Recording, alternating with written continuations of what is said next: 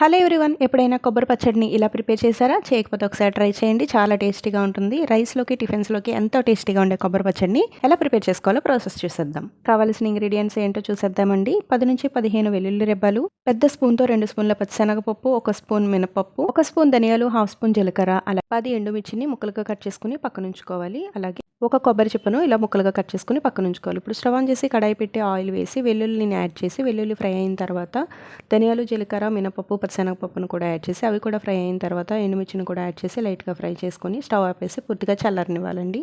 ఇవన్నీ పూర్తిగా చల్లారిన తర్వాత దీనిలోకి తీపికి సరిపడా బెల్లము, అలాగే చిన్న ఉసిరికాయ సైజ్ అంతా చింతపండు, రుచికి సరిపడా కల్లుప్పును కూడా యాడ్ చేసుకుని వీటన్నిటిని మిక్సీ జార్లోకి యాడ్ చేసుకుని మెత్తటి పొడిలాగా మిక్సీ పట్టుకోవాలి. ఈ పచ్చడి స్వీట్గా ఉంటుందండి, అందుకని బెల్లం కొంచెం ఎక్కువనే పడుతుంది.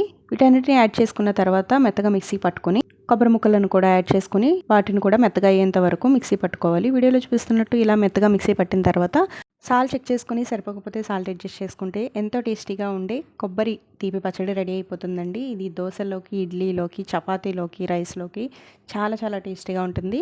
అండ్ గారెల్లోకి అయితే టేస్ట్ అద్దరిపోతుందండి. తప్పకుండా ఈ కాంబినేషన్ ఒకసారి ట్రై చేయండి. వీడియో నచ్చితే లైక్ చేయండి, ఫ్రెండ్స్కి, రిలేటివ్స్కి వీడియోని షేర్ చేయండి. తప్పకుండా సత్య ఆంధ్ర అమ్మాయి ఛానల్ని సబ్స్క్రైబ్ చేసుకోండి. Thank you all.